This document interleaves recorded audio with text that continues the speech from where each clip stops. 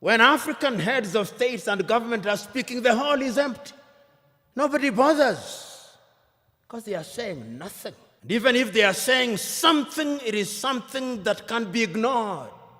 Compare when an African head of state and government is speaking and when the Prime Minister of Little Israel is speaking. They will listen because we are weak and disunited. So we have a weak continent because the spirit of pan-Africanism disappeared. So the question that we can ask, what is the state of pan-Africanism as we speak today? The African Union, which is weak, says the right things and does the wrong things 9 out of 10 times.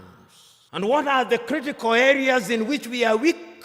We are weak politically because nobody listens to us. What's up, guys? Welcome back to my YouTube channel once again. My name is Dash Lifestyle. Kindly for watching me for the first time, remember to subscribe the channel. So guys, over the years we have seen how black people, they have been treated, especially in Africa, in the Caribbean, and also in United States. In today's video, I want us to watch this video from one of our African professor. He's known as Professor P.L.O. Lumumba.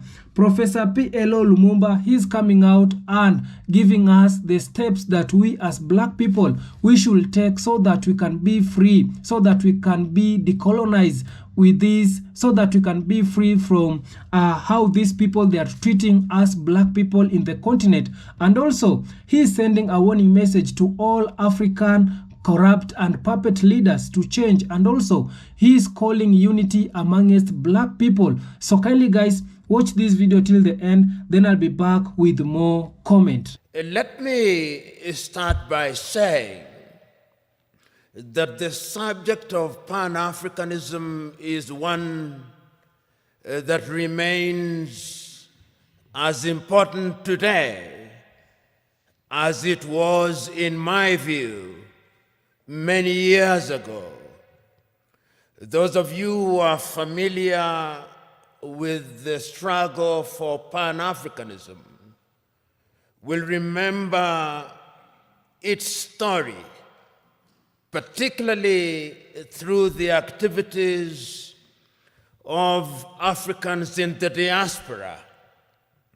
You'll particularly remember that prior to the much more famous meeting held in 1945 in Manchester, in the United Kingdom, Africans in the diaspora, particularly in the Caribbean, in Trinidad and Tobago, in Jamaica, were very particular about having connection with the continent of Africa.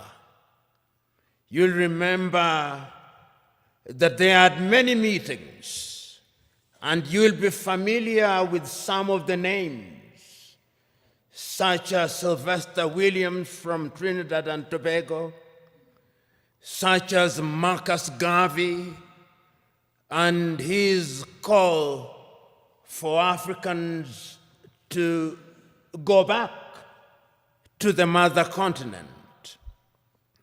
And you will also remember African Americans such as W.B.E.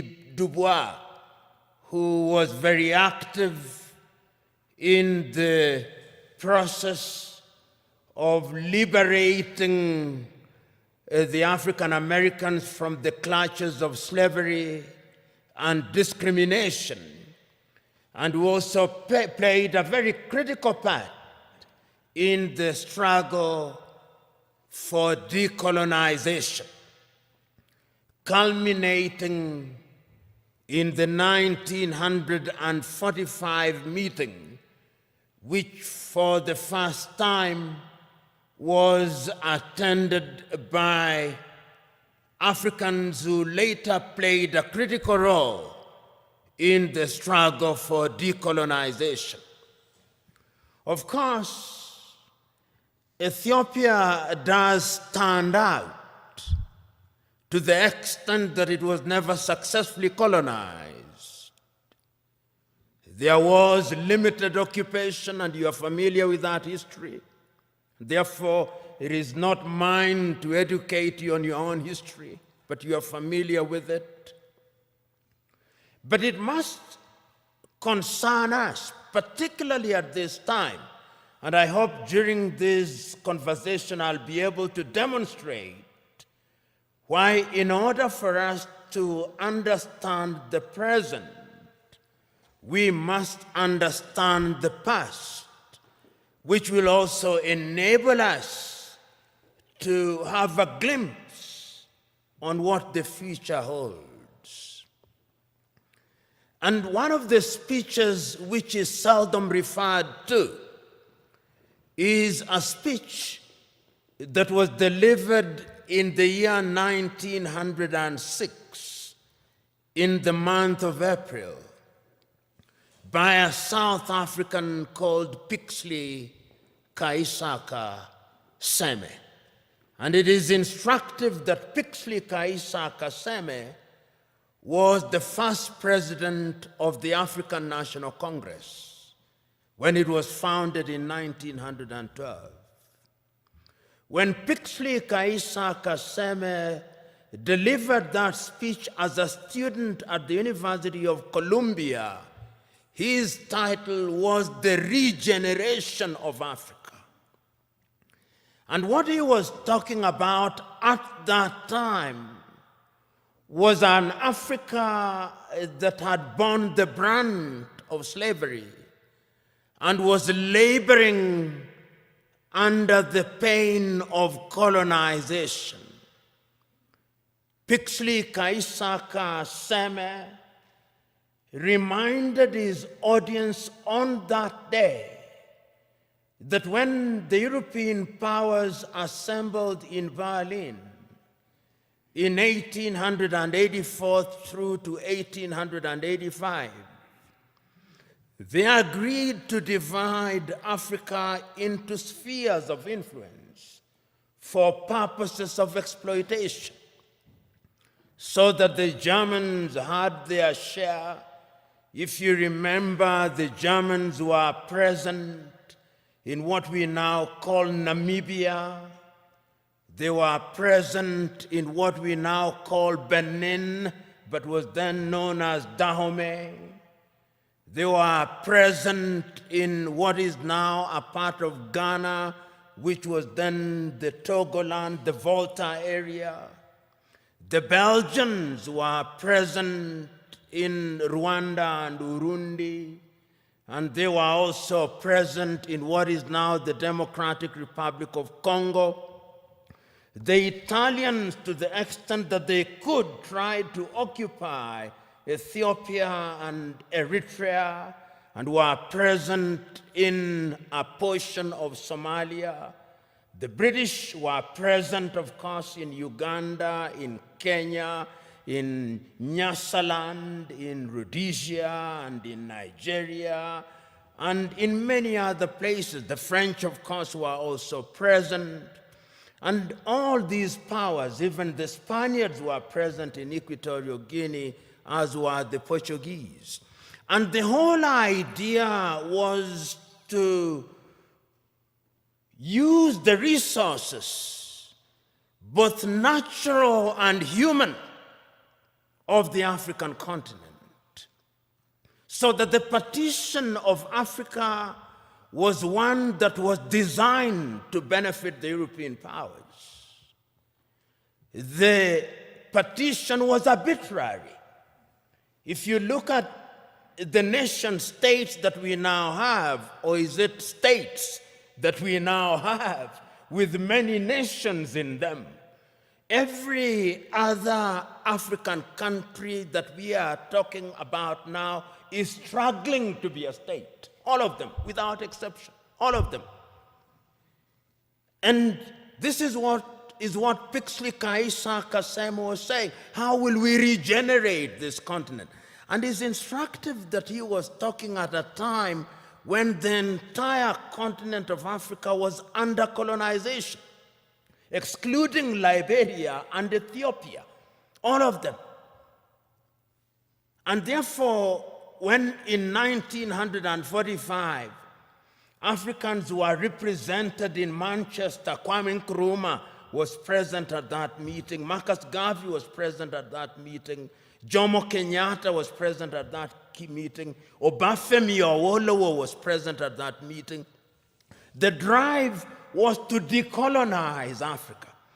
And one of the things that amazes me is that at that time, these individuals did not have the internet, they did not have WhatsApp, they did not have the kind of communication that we have now. But it is amazing at how they were communicating. Even air transport was not as it is now. I was just recently reading the activities of one of the greatest Africans who, in my view, ever lived, and whom many people do not know about, the great Ghanaian James Emmons Kwegyir Agri, normally referred to as Agri of Africa, and how he traveled from the United States and went to many countries in Africa, traveling by sea and talking about why Africa should be united. And that was pan-Africanism, the Pan-African spirit at that time. Of course, we then went into the era of decolonization. And the spirit again was one which was consistent. You had people from the Caribbean participating in the struggle in that regard. You have people like W.B. Du Bois saying that Africa must be free. A little later, people like Martin Luther King Jr., and people like Malcolm X, talking of George Padmore, talking about how Africa should be liberated and we should work with people in the diaspora. And then the agitation was there that we must regain our independence. And famously in 1949, Ghana's Kwame Nkrumah is saying, "Seek ye first the political kingdom, and the rest will be given unto you." And I dare say that the rest has never been given to us. And even if it is coming too slowly. But it is instructive that at that time, the spirit was about the continent of Africa. We were conscious, the leaders were conscious, that Africa decolonized without unity would remain weak. And of course, Africa is weak. The weakest continent on earth is this continent in which we are, our continent. So the struggle for independence was everywhere across the world, across the continent of Africa. So when on the 6th day of March, Ghana regained her independence as Ghana, it was then Gold Coast, I think the most eloquent and the most passionate warrior for Pan-Africanism was Nkrumah. He said on that day, and again later, that the independence of Ghana means nothing if the rest of Africa is not free. And he meant it, because when Ghana regained independence in 1957, 1 year later, Guinea regained her independence. A year later, the French Sudan, or what we now call Mali, regained her independence. They signed a pact to create what they call the African Union. They thought at that time that that would be Africa in her embryonic days. And they invited Patrice Emery Lumumba in 1961, but of course Emery Lumumba was then assassinated in the month of January 1961. And he warned, this is one of the things that always stands out in my mind, that Nkrumah, of all leaders at that time, was able to see that if we were not united, we would go nowhere. So in 1958, he summons a meeting in Accra, Ghana, of the then independent African countries and tells them, if we don't unite now, the neo-colonialist is going to ensure that we remain disunited and we remain small, and they are going to ensure that the neo-colonial project continues. In 1961, on the first day of January, again in Casablanca, Morocco, he tells his audience, let us unite now, before each one of our leaders begins to get used to power, because power is easy to get used to. You who have been elected will know. Once you become a minister and you become used to people saluting you and opening your doors, if it happens for 1 month, you will find it very difficult if you lose your ministerial position when there is nobody to salute you and to open your doors. That is how attractive power can be. And he warned the people then. But the colonial project was alive and well, because as they were meeting in Casablanca, Morocco, there was another group that was meeting in Monrovia in Liberia. That is how Africa started splitting, creating two groups, the Casablanca group and the Monrovia group. The Casablanca group, which comprised, I think famously, Kwame Nkrumah was there from Ghana, Gamal Abdel Nasser was there from Egypt, Ahmed Ben Bella was there from Algeria, Modibo Keita was there from Mali. They took the view, unite now.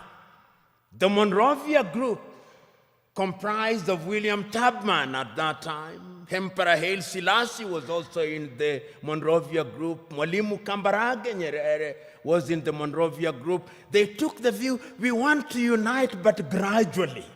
Let it be gradual. So that when Emperor Haile Selassie of Ethiopia convenes a meeting in Addis Ababa on the 23rd through to the 25th day of May 1963, there are two groups already. The Pan-African agenda is already being watered down. There is the Casablanca group and there is the Monrovia group. And the creation of the OAU was a victory for the Monrovia group.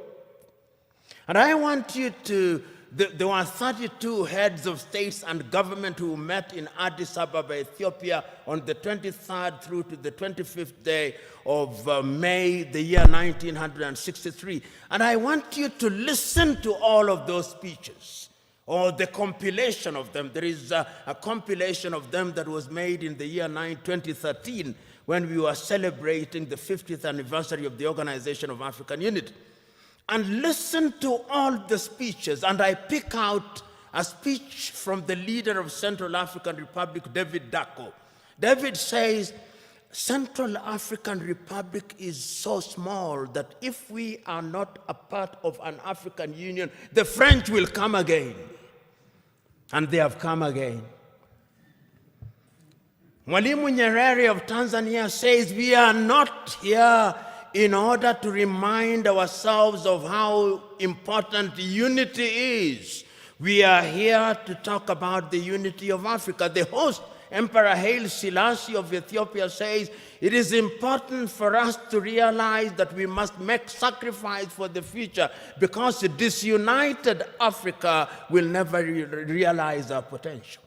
But the most passionate speech again was that of Kwame Nkrumah.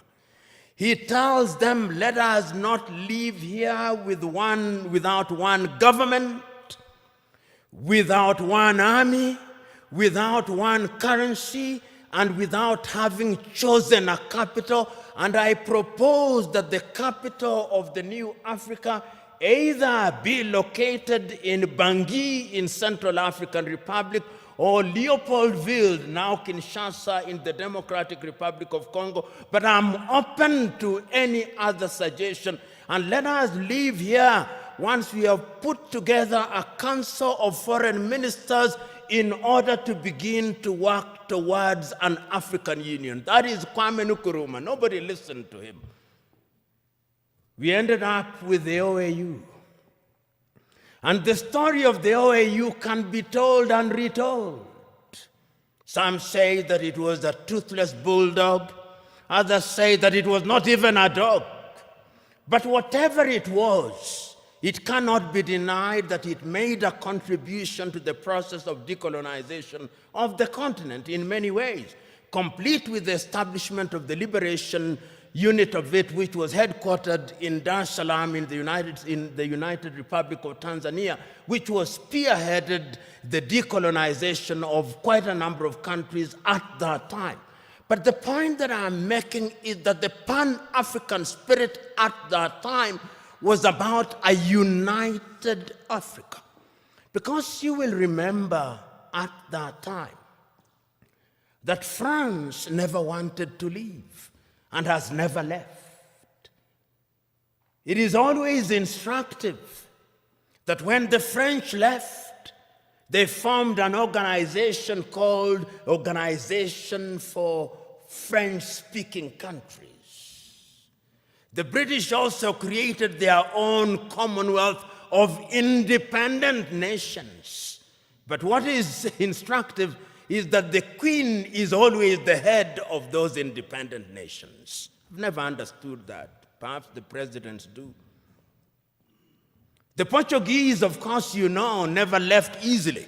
Until 1980, when I was an adult, they were still fighting in Mozambique, in Cape Verde, in Guinea-Bissau, in Angola, and in Mozambique. The apartheid regime, of course, only left in 1994, and I wonder whether they have left. That is Africa for you. So that the fears of Kwame Nkrumah that if we were not united, we would have problems, started haunting us.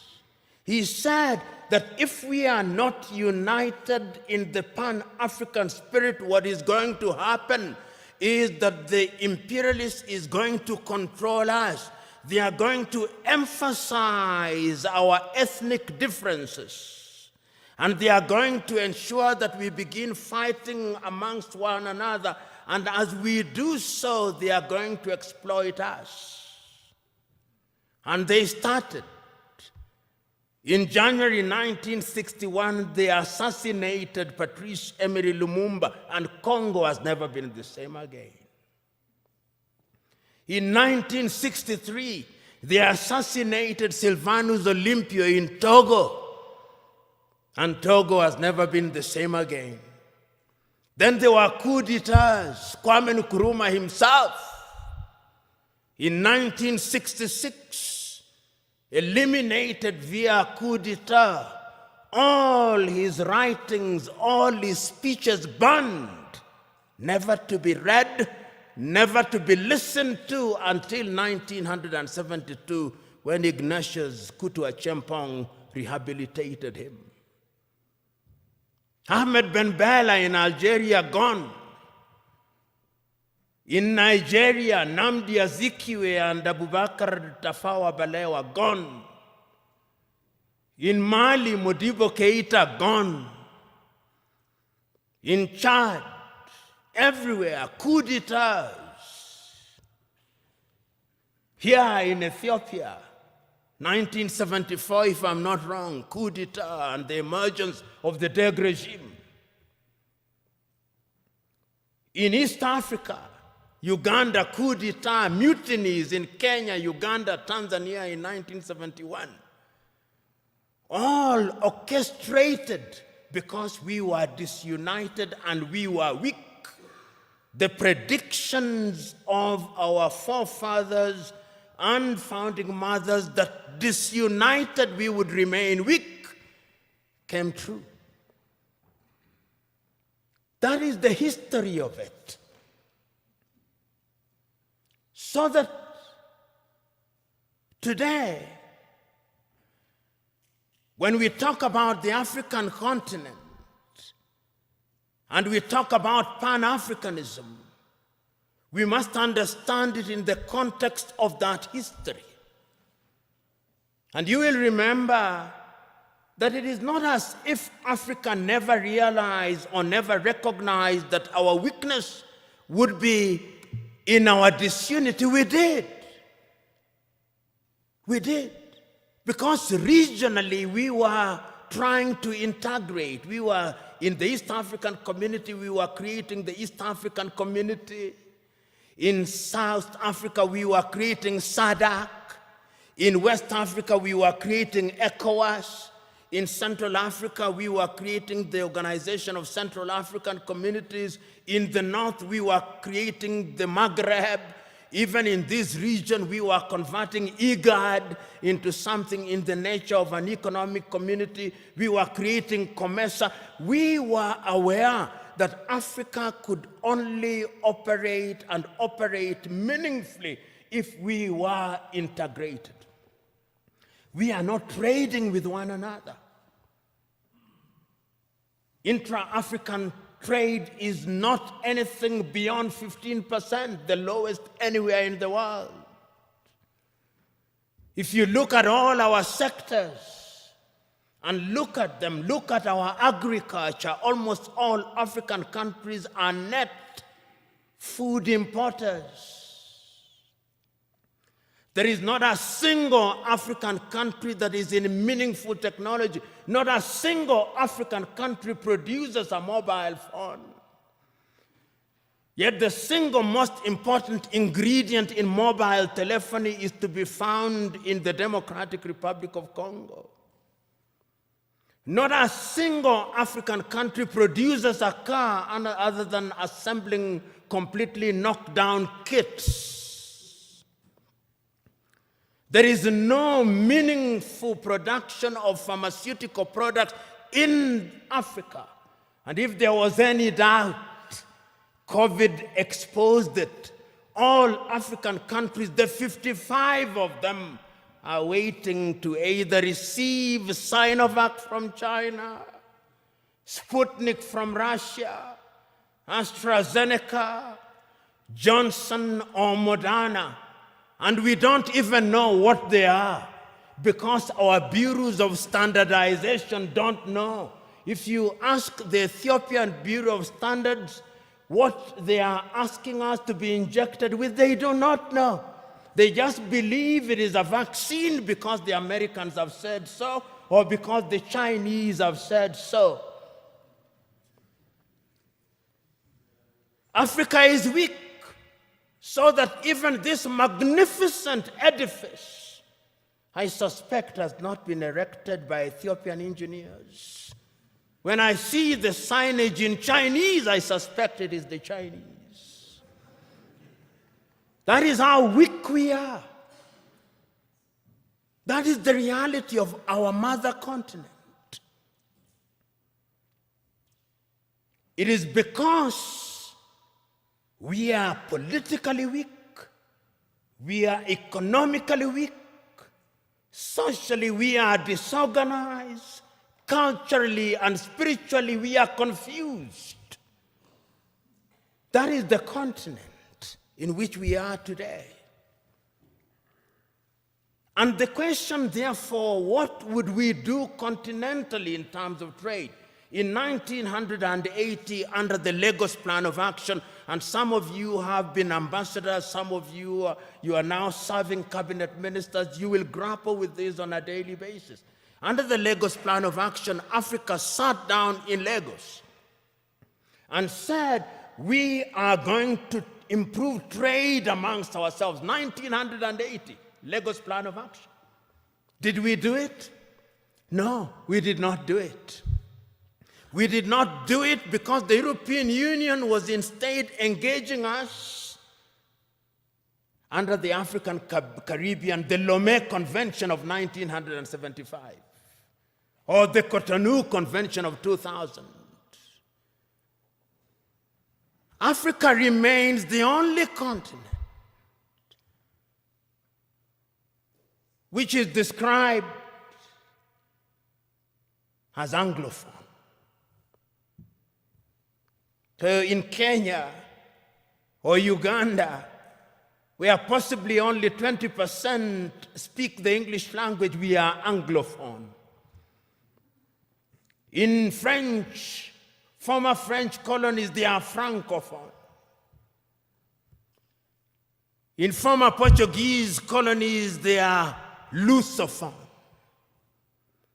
In some Arab countries, they are Arabophone.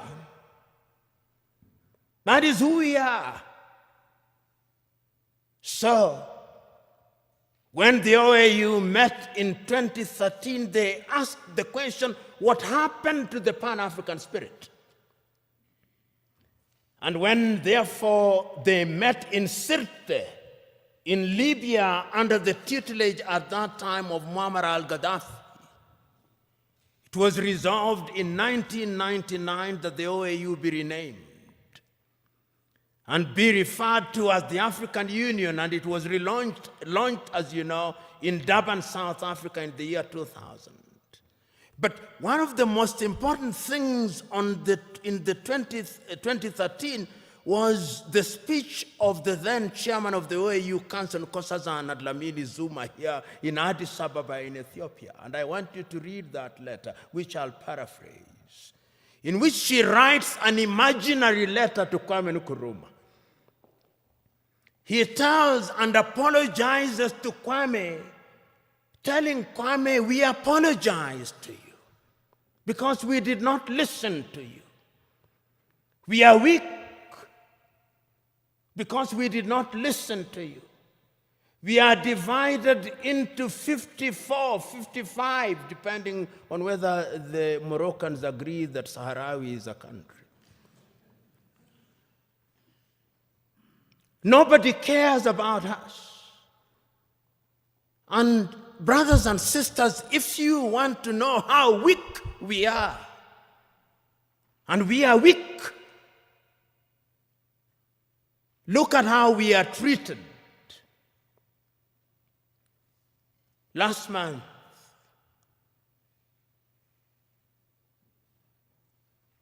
the world met in New York. The General Assembly. When African heads of states and government are speaking, the hall is empty. Nobody bothers because they are saying nothing. And even if they are saying something, it is something that can be ignored. Compare when an African head of state and government is speaking and when the Prime Minister of Little Israel is speaking. They will listen because we are weak and disunited.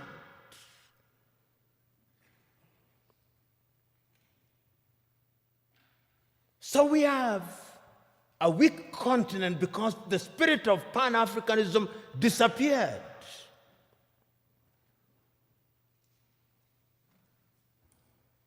So the question that we can ask, what is the state of pan-Africanism as we speak today? The African Union, which is weak, says the right things and does the wrong things 9 out of 10 times.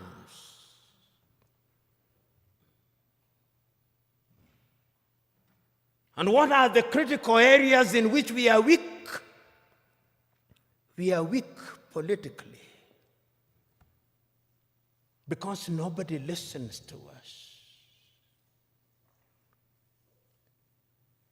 On the 3rd day of March, 1900, on the 6th day of March, 1997, Mwalimu Julius Kambarage of Tanzania, speaking in Accra, Ghana, on the occasion of the 40th anniversary of the independence of Ghana, said, the speech is entitled, "We Unite or We Perish." And Mwalimu says, "I want to apologize to Kwame Nkrumah. Those of us who believed in gradualism were wrong. Nkrumah was right. But Nkrumah also did not appreciate the level of suspicion that existed amongst the leaders at that time. Our generation," he says, "fought for the liberation of Africa. It is the duty of the new generation to carry the torch forward," he says in his plea. He says that I do not believe that the tribe can be the basis of mobilization in Africa. And he said that as I travel along across the world, people do not care about our Tanzanianness or our Ghanaianness or our Kenyanness or our Ethiopianness. In their eyes, we are all Africans. And perhaps that is what we should use as the building block in order to talk about African unity. But we are not being naive about that unity. Because sometimes when we talk about pan-Africanism and about African unity, people think we are being too simplistic about it. No, it is not being simplistic and being naive. It is recognizing that as long as we remain the way we are, then Africa in the next 25 years will be recolonized. You know, what is the state of Africa as I speak now? What is the state of your continent as we speak now? Because of our disunity. Because when we are disunited, then it is good for Europe and America. Look at the state of your continent as I speak. Conflicts of one kind or another. I'll name the countries just for you to know how bad it is, because that is how it is. Go to northern Mozambique. The gas that is there cannot be produced because there is conflict. Northern Mozambique. Go to Somalia. Conflict. Here in your motherland, conflict. Go to South Sudan, conflict. Go to Sudan, conflict. Go to Libya, conflict. Go to Central African Republic, conflict. Go to the Democratic Republic of Congo, conflict. Go to Burkina Faso, conflict. Go to Mali, conflict. Go to Chad, conflict. Go to Niger, conflict. Go to Cameroon, conflict. Go to Nigeria, conflict. Do I go on? That is the state of the continent. So that even when we talk about intercontinental trade, you tell me, can you drive from Addis Ababa to Dakar in Senegal? Unless you are Daredevil himself. Which group will not kidnap or ambush you? That is the state of the continent because we are weak and disunited. I fly from Nairobi, Kenya for 1.5 hours. I come from the shilling zone. I go into the birr. 33 currencies in Africa. 33 currencies. None of which is used to conclude transactions anywhere. I come to Addis Ababa, Ethiopia, and I show my shilling. They say, what is this? But let me show the dollar. Oh, this is it. Let me show the euro. This is it. 80% of transactions in Africa are concluded outside of the continent in dollars. So you may have the Central Bank or the Federal Bank of Ethiopia, or Mickey Mouse. You may have the Central Bank of Kenya, Mickey Mouse. You may have all these 54 central banks useless, because we are not playing in the real league, we are playing in the small league. That is the state of the continent. So as you have the honor and privilege of serving in the government of Ethiopia, and as you think about integration, that is the continent in which you are now, weak. That is the state in which we are. I watched a woman from Nigeria who had been rescued from the Mediterranean around Lampedusa saying, I will not go back to Africa. Even if I die in the Mediterranean, I'll try again and again. What is it that can make a human being say that I do not want to go back to my home? Because the natural instinct of a human being should be that you want to go home. It's because we are weak. Let me conclude by looking at Africa in the future. What is the state of pan-Africanism?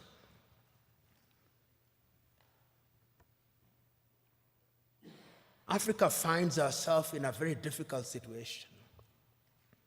What Nkrumah feared. Today, many African leaders have gotten used to the trappings of power. And those who speak about power, right? Power corrupts, and absolute power corrupts absolutely. I remember in 1997, I think, I may be wrong about the year, 1995, I think, I was serving as an intern at the Mwalimu Julius Nyerere Foundation in Dar es Salaam. And I had the privilege and honor of driving with Mwalimu Nyerere in Dar es Salaam. And he had only one guard and a driver. And he stopped at the few traffic lights and only moved when the traffic lights moved. And I asked him, Mwalimu, how did you leave power? He said, oh, when I said I wanted to leave office, there was no shortage of people telling me, don't leave us as orphans.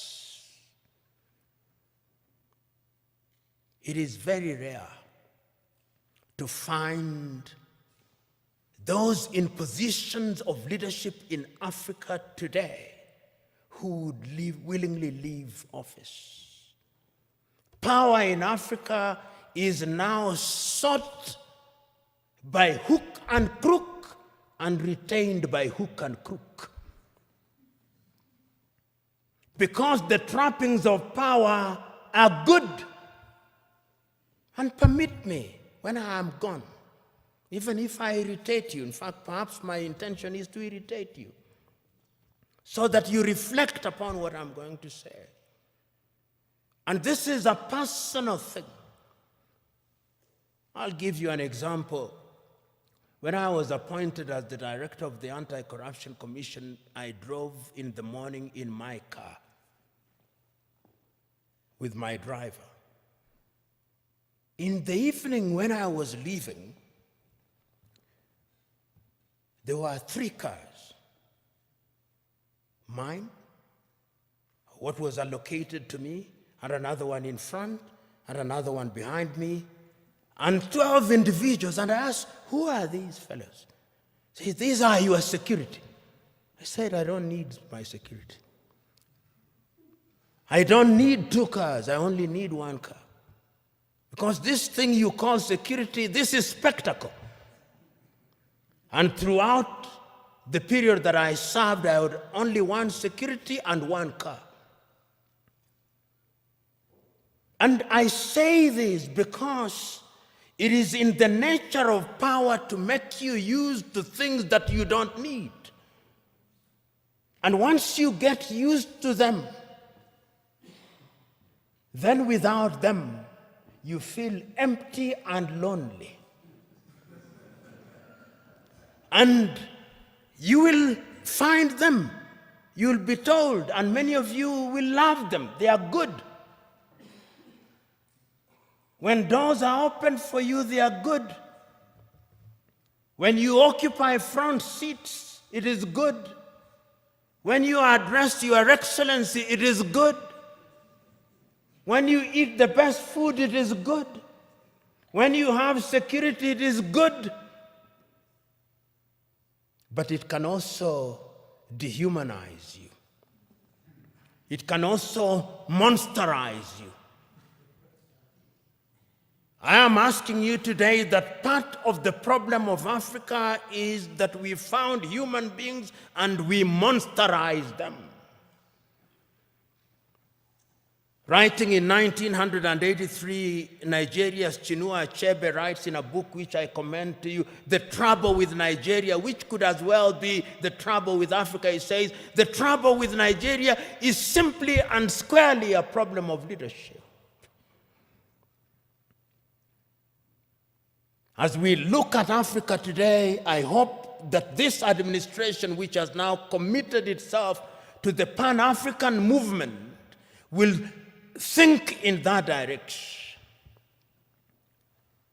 And this brings me to what I think should be contemporary Pan-Africanism. If you look at the Treaty of the East African Community, the Treaty of the East African Community says that there shall first be a common market, then a common currency, and political federation, which ought to have happened in the year 2010. East Africa Community should have had its first president in 2010. That is now 21 years, 10 years later, there is no such thing. In ECOWAS, it ought to have been the same. In SADC, it ought to have been the same. I hope that with your population of 120 million, because Ethiopia is an economic powerhouse potentially.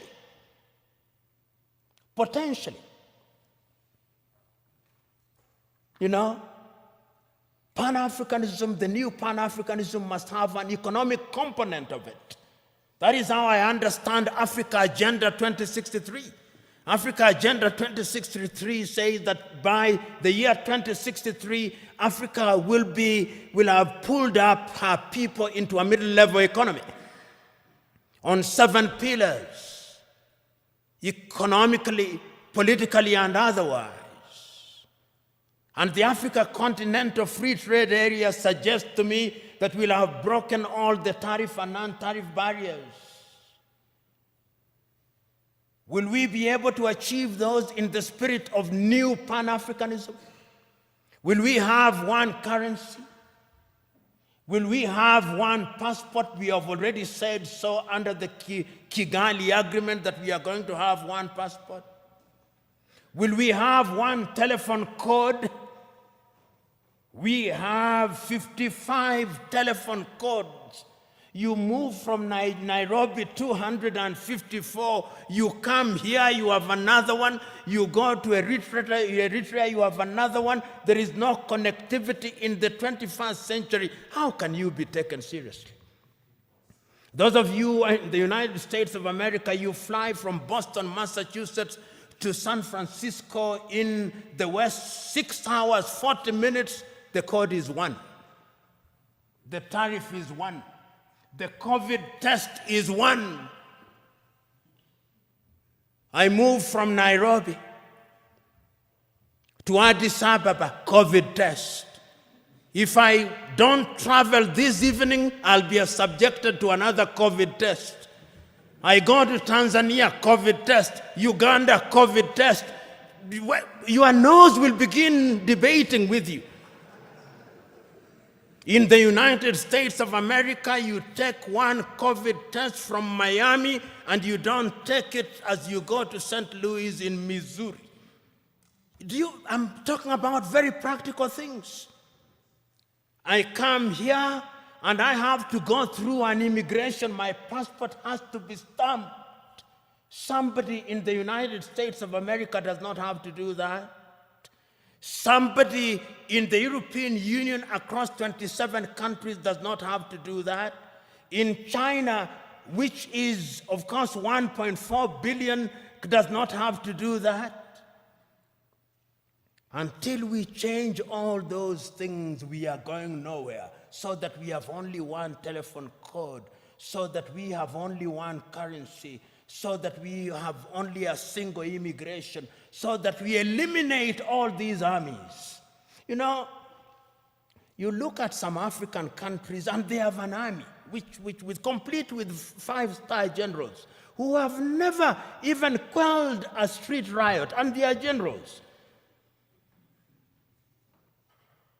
Money goes into maintaining militaries, maintaining embassies that you don't need.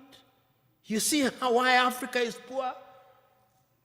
All these 55 countries have embassies. If we were one, there would only be one ambassador for Africa in the United States of America.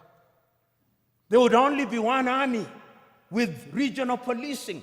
Am I being naive or simplistic? Yes, we can create a single Africa with a loose government, a confederal government, dealing only with foreign affairs and defense and monetary policy and general policy formulation, with different governance systems. That is the only way in which these narrow tribal instincts will be dampened. But as long as, and now I want to conclude, if we only see pan-Africanism as sentimentalism, as a romantic idea about which we debate, and we remain as we are, then this is the Africa that I see. This is the Africa that I see in 25 years' time. Many Africans, either legally or otherwise, will break into different autonomous countries. Many of them. We'll have more than 100 countries in Africa, each claiming self-determination, and is already beginning to happen. Because we will be looking at narrow ethnic agenda as the only way of defining our affairs. Ethiopia will break down, Kenya will break down, Nigeria will break down, South Africa will break down. And look at South Africa. Only last week, the whites in Western Cape in South Africa have delivered a petition to the government in Pretoria saying they want to create their own country. The Democratic Republic of Congo will break down, Libya will break down. The only way in which we can immunize ourselves against all those things is to create a pan-African nation which allows for self-determination within the nation. And we must redefine terms such as self-determination. Self-determination must mean the ability of a people within a bigger unit to enjoy their culture, to enjoy their tradition, to speak their language. They do it on a smaller scale in Switzerland, those of you who are familiar with Switzerland. And we de-emphasize the presidency, we de-emphasize the prime minister's office. Pixley Kaisa Kaseme said, and I conclude with him, Africa is diverse. Some people say that because of our diversity, she cannot unite. She can. Because unity in diversity is possible if we understand what human beings need. In the nature of things, human beings need security. In the nature of things, human beings need food. Human beings need medical services. They need infrastructure. If you have a government that allows that, he said, then it reminds me of the piano. If you press the black button of the piano, it produces some sound. If you press the white one, it produces some sound. But if you press both the black and the white, it produces melodious music. And I think that the new pan-Africanism must look to that. And you who have the honor and privilege of thinking and working in government, it is your duty to start that journey. It is not going to be easy, but it is an intergenerational journey. Play your part, for it can be done, and it must be done. So guys, I hope you have watched and listened to that powerful speech from one of our African professor. He's known as Professor P.L.O. Lumumba. I really love to bring Professor P.L.O. Lumumba in this channel because he is that one of the African leader. He is always fighting the rights of the black people in the continent. He always fight the rights of the African country to be free from the hands of the colonizers. So Professor P.L.O. Lumumba, he's coming out and telling us how these Western people, they have been colonizing us, our African country, how they are still dividing us black people, because it is all started during slavery, whereby our people, our black people, they were moved from Africa. They were taken during slavery. It was a forced slavery. These people, they were not willing to go out of Africa. These people, they were forcefully taken.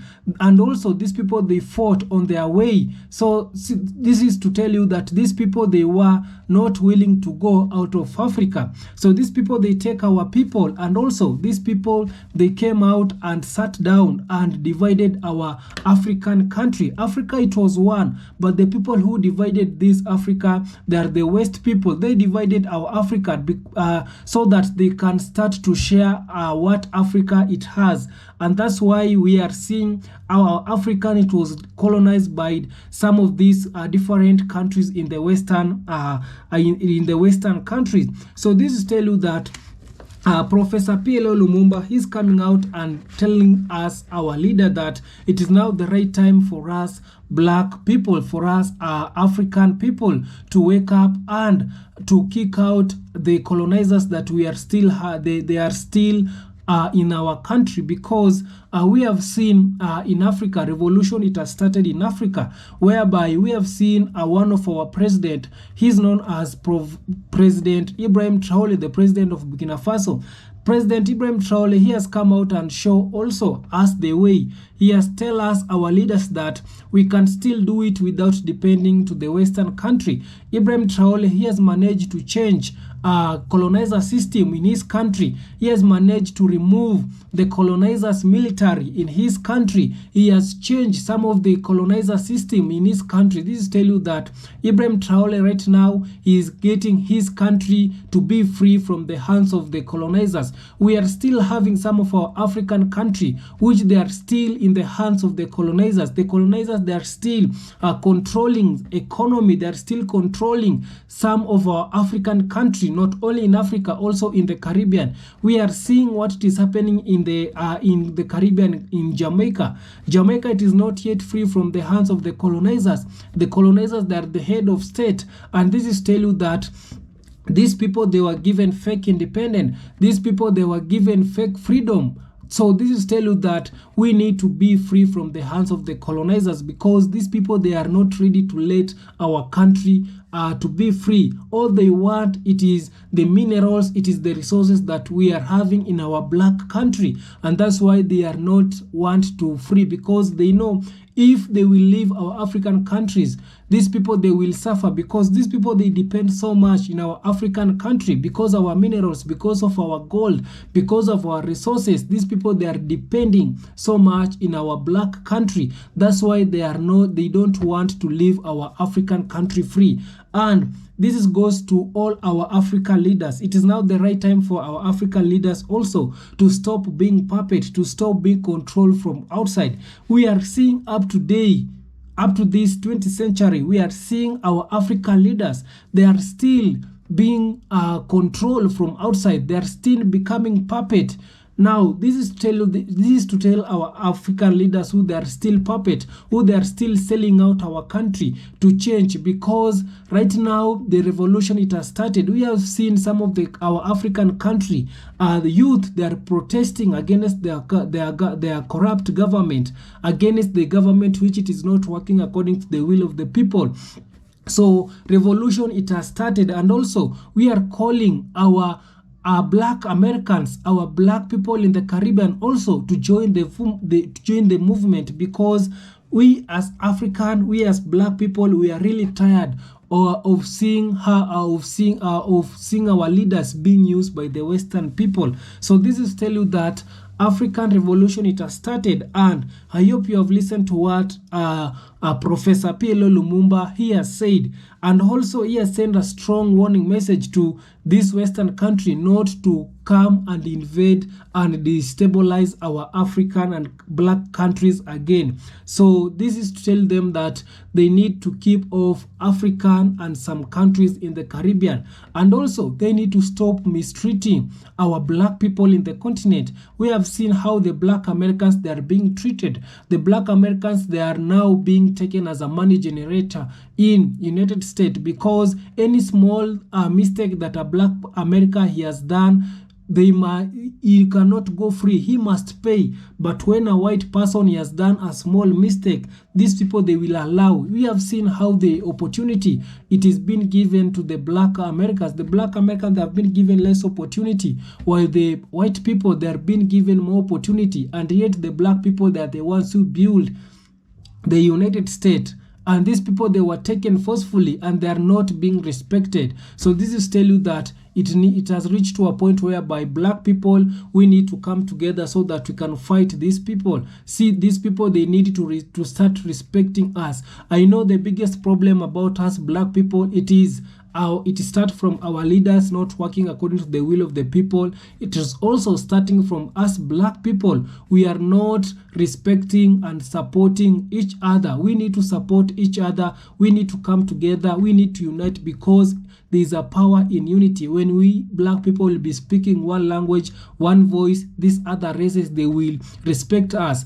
I wonder how comes that we black people, we are the only races that we are not uniting, we are not speaking one language. But when you go in China, these people, they are supporting each other. These people, they are supporting each other. When you go to the white people, when you go to Indians, these people, they are speaking and supporting each other. But when it comes to the black people, we are now talking different language. We are not supporting each other. So this tell you that there is a problem to us black people, and this problem we need to fix so that these other races can start respecting us black people. So thank you so much, guys. Subscribe if you haven't, like this video, share, and also comment. See you on my next one. Bye bye.